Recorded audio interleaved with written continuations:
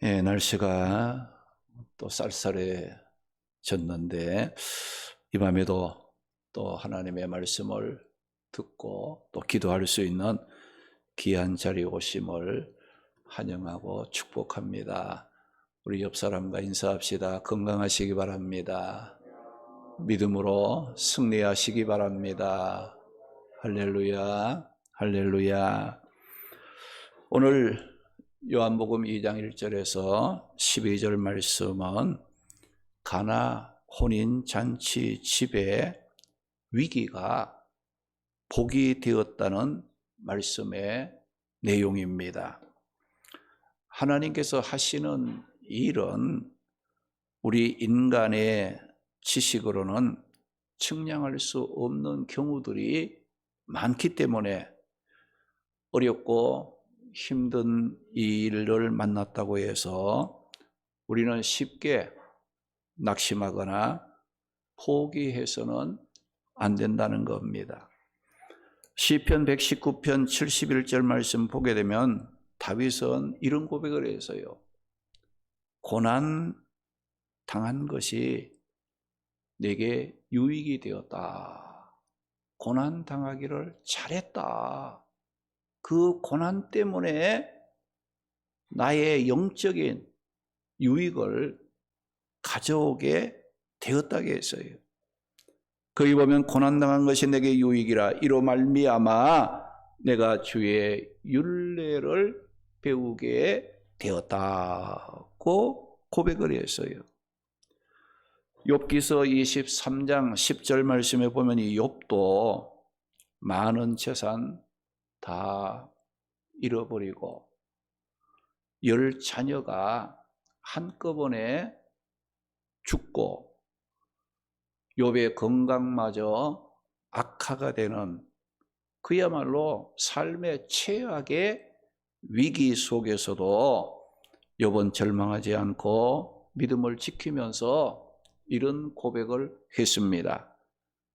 그러나 내가 가는 길을 그가 아시나니 내가 가는 이 길을 어떤 사람도 이해하거나 알아주지 않지만은 내 가는 길을 하나님은 아시나니 그가 나를 단련하신 후에는 내가 순금같이 되어 나오게 하실 것이다.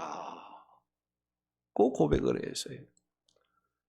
이번 최악의 위기 가운데서도 자기의 사정과 형편을 너무 잘 아시는 하나님께서 이 고난을 통해 나를 단련하신 후에 나를 순금 같게 하실 것이다. 다시 말하면 이 고난이라는 위기가 오히려 복이 될 것이다.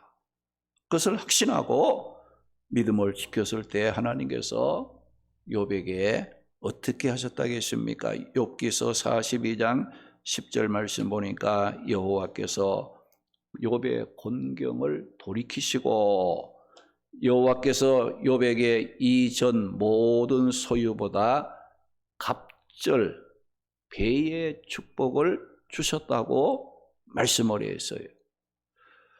우리가 시브리서 12장 2절 말씀에 보면 예수님께서도 십자가에 달려 고난의 죽음을 죽는다는 거 참 참기 힘든 부끄러운 일이었지만은 그러나 예수님도 앞에 있는 기쁨을 생각하며 십자가를 참고 잘 견뎠을 때 하나님 보호자 우편 영광의 자리, 승리의 자리, 축복의 자리에 앉으셨다고 말씀을 했습니다.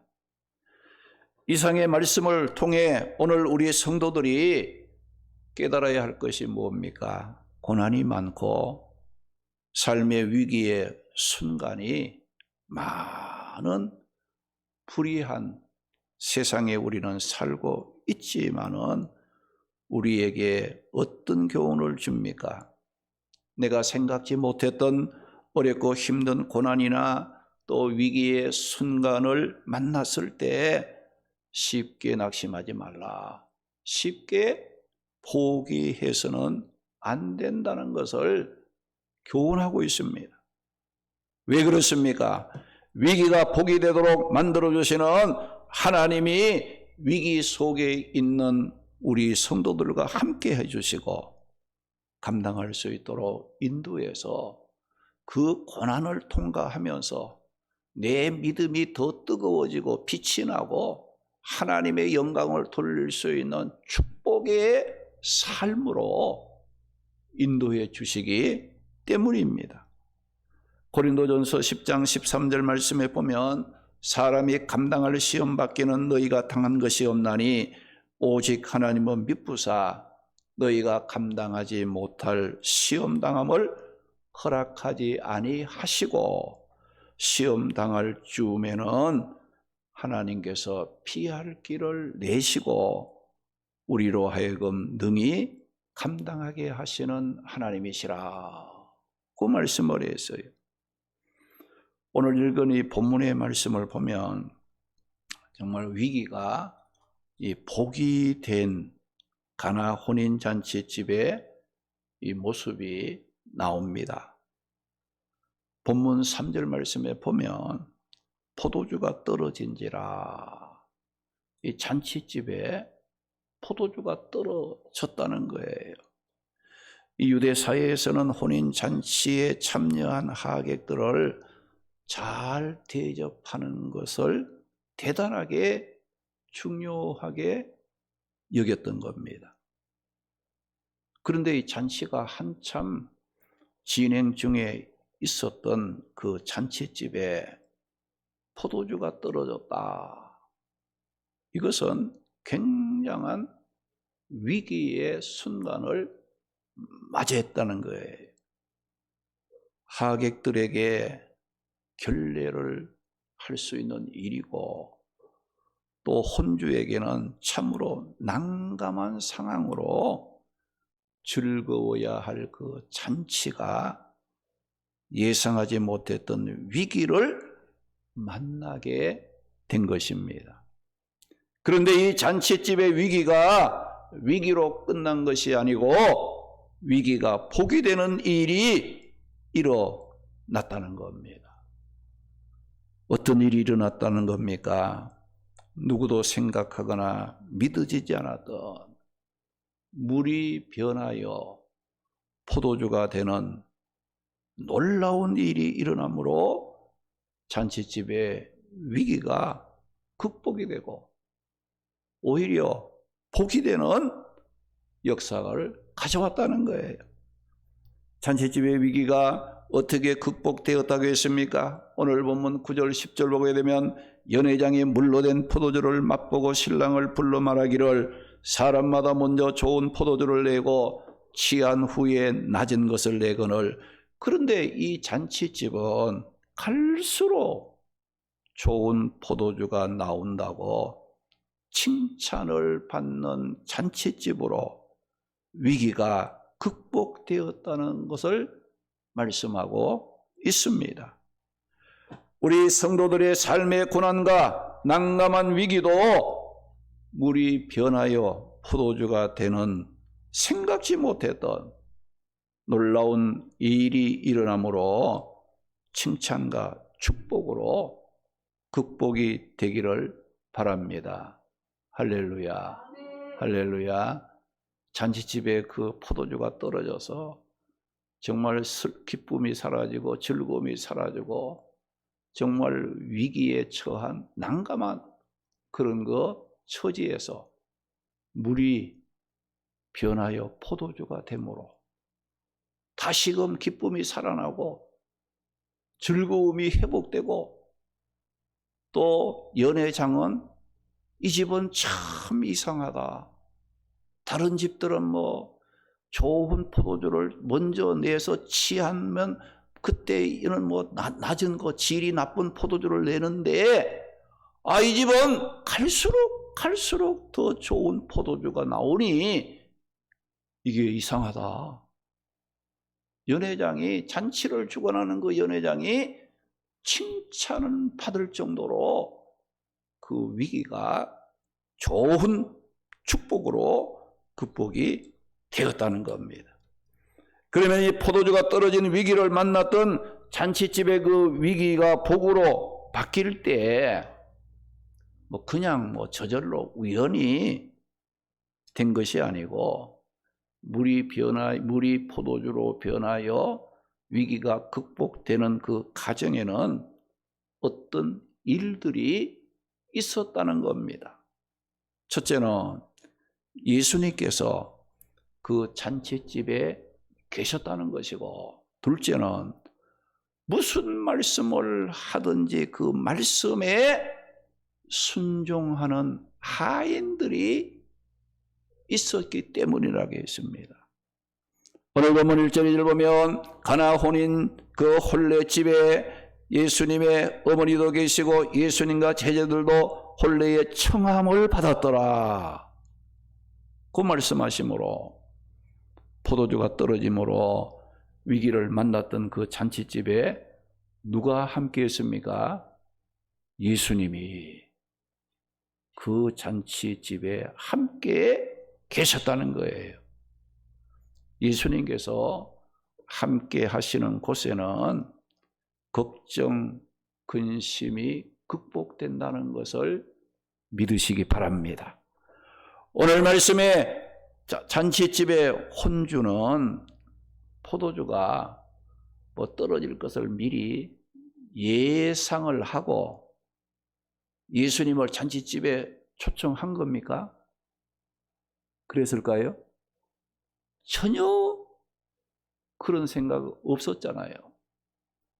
그런데 예수님의 어머니와 제자들과 예수님을 그 잔치집의 혼주는 청했다. 그런데 예수님 청한 것이 천만다행이에요. 만약에 예수님이 그 잔치집에 없었더라면 어떻게 될 뻔했겠어요? 그 예수님이 그 잔치집에 있었기 망정이지 안 계셨더라면 정말 그 잔치는 정말 망신을 당하고 위기가 위기로 끝나버리는 일이 될 수밖에 없었습니다. 우리의 삶에도 언제 또 어떤 종류의 고난과 위기를 만날지 알고 있습니까? 박신혜 지사님 알고 있어요? 나는 몇 월 며칠 어디에서 무슨 일로 고난을 당할 것이다. 내가 그때 가서 예수님 모셔야지 이렇게 생각을 하고 살아갑니까? 아닙니다. 어떤 종류의 고난과 위기를 언제 우리는 만날는지 예상할 수가 없습니다. 우리 성도들 중에도 평소에 예수님을 떠나 살다가 위기를 만나면 그때서야 누가 찾습니까?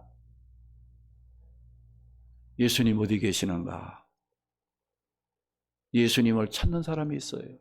평소에는 그냥 예수님과 함께하지 않고 자기 마음대로 살다가 어렵고 힘든 일 만나면 하나님, 예수님 찾는 사람이 있다 이거죠. 그러지 말고 어떻게 하라는 거예요? 평소에 예수님과 함께하는 그런 삶을 살아가라는 거예요. 왜? 우리는 언제 무슨 일로 위기와 고난을 만날지 알 수 없기 때문에 언제 어떤 일로 고난을 만나도 그 순간순간 주님의 도우심으로 위기를 극복하고 복이 되는 이와 같은 삶을 살기 위해서는 항상 예수님 안에 항상 예수님을 믿고 예수님과 교제하고 예수님과 동행하는 말씀과 기도를 통해 주 안에 살아가는 이와 같은 삶을 감당해야 됩니다. 예수님 함께하는 곳에 위기가 복으로 극복되는 역사가 일어나기 때문이에요. 우리가 마태복음 14장 19절에서 21절 말씀 보면 예수님께서 이 말씀을 전하다 보니까 때가 늦은 거예요. 저녁 때가 된 거예요. 그 강야에는 뭐 돈이 있어도 음식을 사서 그 사람들에게 먹일 수도 없고 아주 들녘이니까 많은 사람은 많고 때는 지금 때가 돼서 무리들이 출임을 당하고 있는 거예요. 이런 굶주린 무리들을 예수님께서 무엇으로 먹였지요? 보리떡 5개와 물고기 2마리로 남자만 5,000명을 배불리 먹이고도 뭐 그 외에 뭐 어린아이도 있고 뭐 여자들도 많이 있었겠지요. 그런데 보리떡 5개 물고기 2마리로 그들이 실컷 먹고 남는 것을 모아보니까 12바구니를 채우는 기적의 역사가 있었다고 했어요. 마태복음 8장 25절에서 27절의 말씀 보게 되면 제자들이 배를 타고 갈릴리 바다를 건너가다가 풍랑을 만나 죽게 됐어요. 그 예수님은 이제 같이 그 배를 탔는데 피곤하셨던지 주무시고 계시는 거예요. 그러니까 제자들이 예수님 계시지만 예수님 주무시도록 놓아두고 자기들의 어떤 그 경험이나 그 힘을 통해서 그 풍랑을 극복하고 무사히 건너가려고 노력을 해봤지만은 죽게 된 거예요. 감당이 안 되는 거예요. 그래서 예수님께 우리가 죽게 되었으니 주여 구원해 달라고 요청을 했을 때 예수님께서 바람과 바다를 꾸짖었을 때에 아주 잔잔하게 되었고 제자들은 예수님이 어떤 분위기에 바람을 향해서 풍랑을 향해서 말씀하니까 그 풍랑이 잔잔해지고 바람이 그치는가? 예수님이 어떤 분위기에 바다도 이제 바람도 순종하는가? 놀랐다고 거기에 말씀을 했어요. 여러분 예수님은 계시는 곳에는 이렇게 문제가 해결된다는 거예요. 삶의 위기도 복으로 극복된다는 것을 믿고 언제나 무슨 일을 만나든지 두려워 말고 예수님과 함께 하기를 힘쓰므로 삶의 위기를 복으로 바꾸는 삶을 우리도 살아가는 자가 되어야 합니다. 오늘 본문 6절에서 8절 보게 되면 포도주가 떨어짐으로 위기를 만난 그 잔치집에 돌 항아리 6개가 있었다고 했어요. 정결 의식을 위해서 물 두세 통 드는 돌 항아리가 6개가 있었습니다. 예수님께서 이 집에 포도주가 떨어졌다는 그 말을 어머니로부터 듣고 그 집 하인들에게 이런 말씀을 했어요. 항아리에 물을 떠다가 채우라. 물을 떠다 다 채우니까 이제는 하인들에게 또 뭐라고 했어요? 이 물을 떠다가 잔치를 주관하는 연회장에 갖다 주라 했을 때 이 하인들은 예수님이 말씀하시면 그저 항아리에 물을 채우라 하게 되면 그냥 아구까지 채웠고 이 물을 떠다가 잔치를 주관하는 연회장에게 갖다 주어라 말을 하니까 이 하인들은 그대로 뭐 아무 대꾸도 안 하는 거예요. 뭐 이 집에 뭐 물이 필요합니까? 포도주가 필요하지 왜 이 물을 떠다가 주라고 합니까? 라고 자기 생각이나 자기 어떤 그 지식을 앞장 세워서 예수님의 말씀에 거부하려고 하고 의심하려고 하는 그런 것이 없이 예수님 말씀하시면 그냥 물을 떠다 채우고 물을 떠다 주는 이와 같은 일을 했던 거예요. 그런데 놀라운 것은 순종하기 전에는 그것이 그냥 물이었지요. 그냥 물이었어요. 순종하기 전에는 그냥 물이에요. 맹물이었어요. 그러나 하인들이 자기 생각을 버리고 주님 말씀하신 대로 그냥 이 순종하는 그 순종의 과정을 통과하면서 물의 색깔과 물의 맛과 물의 가치가 달라져 포도주로 바뀌는 역사가 일어났다는 거예요. 그래서 연회장은 물로 된 포도주를 맛보고 사람마다 먼저 좋은 포도주를 내고 나중에 낮은 것을 내는데 이 잔치집은 갈수록 좋은 포도주를 낸다고 칭찬을 했다는 겁니다. 여러분, 순종은 예수님이 주시는 복을 받는 통로가 됩니다. 위기를 만난 잔치집에 이해가 되지 않아도 예수님이 말씀만 하시면 그 말씀에 순종하는 하인들이 있었기에 가나 혼인잔치집의 위기가 복으로 극복되는 역사가 일어났다는 거예요. 사무엘상 15장 22절에서 23절 말씀 보면 하나님께서 사울 왕에게 순종이 제사보다 낫고 듣는 것이 수양의 기름보다 나으니 거역하는 것은 점치는 죄와 같고 완고한 것은 사신 우상에게 절하는 죄와 같음이라 고 말씀하시면서 사울 왕이 하나님의 말씀에 불순종함으로 하나님의 말씀을 버렸어요. 그랬더니 여호와께서 그에게 뭐라고 했어요? 하나님의 말씀을 버렸으므로 사무엘 선지를 통해서 하나님의 말씀이 그에게 전해졌는데 왕이 여호와의 말씀을 순종치 않고 불순종함으로 버렸으므로 여호와께서도 왕을 버려 왕이 되지 못하게 하셨다고 말씀을 했어요. 이것을 보면 순종은 분명 축복의 통로입니다. 순종은 위기를 극복하는 비결입니다.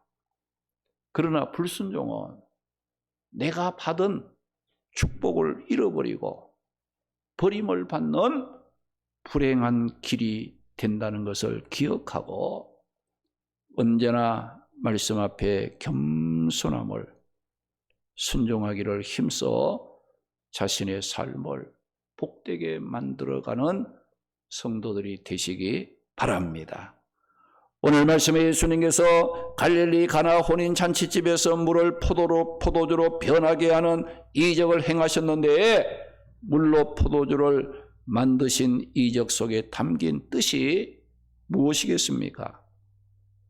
예수님께서는 메시아로서의 신성을 하나님 되심을 사람들 앞에서 공개적으로 입증해 보여주는 첫 번째 사건, 기적을 행하셨다는 거예요. 여러분, 예수님께서는 이 물만 포도주로 만드는 일만 합니까? 물뿐만 아닙니다. 모든 자연 만물을 당신의 뜻대로 지배할 수 있는 신적 능력을 소유하신 분이심을 보여주셨다는 겁니다. 그러므로 우리가 물이 변하여 포도주가 된 것에 놀라기보다는 물로 포도주를 만드신 예수님이 신성을 가지신 하나님이심을 믿고 놀라워해야 할지라요. 창조주로서 모든 만물을 당신의 뜻대로 지배하시는 분이심을 알고 그 하나님 예수님을 존귀하게 하고 사랑하고 말씀을 순종할 수 있는 그런 그 자세를 가져야 한다는 거예요. 오늘 우리가 예수님 믿고 예수님 안에 살게 되면 예수님을 통해서 우리에게 베푸시는 놀라운 은혜들을 경험할 겁니다. 그 은혜들을 경험할 때마다 여러분들 곧만 보고 기뻐하고 즐거울 것이 아니라 나의 모든 문제를 해결하시고 인도하시는 그 예수님이 어떤 분인가 이것을 알고 그 주님과 함께하면 위기와 고난도 극복에 되어 복이 되겠구나. 뭐 예수님이 내게 뭘 주고 안 주고 그걸 보지 말고 예수님 자체를 귀하게 여기시고 그 예수님과 동행하며 그분이 말씀하시면 아멘하고 순종할 줄 알 때에 그 예수님이 우리의 삶의 모든 것을 책임져 주시는 능력의 하나님이 되신다는 것을 우리가 믿고 신앙생활을 해야 됩니다. 우리 모두 우리의 삶에 예수님 모시고 말씀에 순종함으로 삶의 위기들을 축복으로 바꾸어감으로 복된 삶을 살아가는 성도들이 되시기를 주님의 이름으로 축원합니다. 할렐루야.